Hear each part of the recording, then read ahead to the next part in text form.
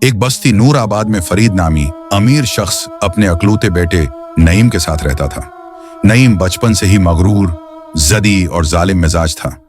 وہ سب پر حکم چلاتا اور کسی کی عزت نہیں کرتا تھا۔ جب اس کے والدین نے اس کی شادی کی بات کی تو اس نے ایک عجیب اور ظالمانہ شرط رکھ دی کہ اس کی بیوی کو روزانہ اس کے ہاتھ سے 100 جوتے کھانے ہوں گے۔ کئی لوگ یہ شرط سن کر واپس لوٹ گئے، مگر ایک پڑھی لکھی اور ذہین لڑکی عالیہ نے جان بوجھ کر اس شرط پر شادی قبول کر لی۔ شادی کی پہلی رات نعیم جوتے لے کر آیا، مگر عالیہ نے نہایت عقل مندی سے اس کا غرور توڑ دیا۔ اس نے کہا کہ جس شخص نے خود آج تک 1 روپیہ نہیں کمایا، وہ کس حق سے کسی پر ہاتھ اٹھا سکتا ہے؟ عالیہ کی باتوں نے نعیم کو جھنجھوڑ کر رکھ دیا۔ اس نے اپنے والد سے سچ سنا کہ دولت اس کی نہیں بلکہ باپ کی ہے۔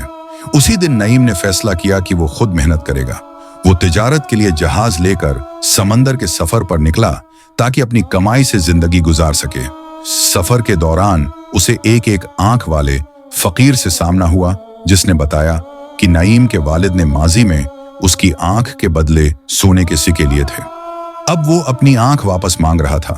یہ سن کر نعیم پر حقیقت آشکار ہوئی کہ دولت، غرور اور ظلم ہمیشہ کسی نہ کسی دن انسان کے سامنے کھڑے ہو جاتے ہیں۔ یہ کہانی ہمیں سکھاتی ہے کہ اصل عزت طاقت یا پیسے سے نہیں بلکہ محنت، اخلاق اور انصاف سے ملتی ہے، اور عورت پر ظلم کسی صورت مردانگی نہیں بلکہ کمزوری کی علامت ہے۔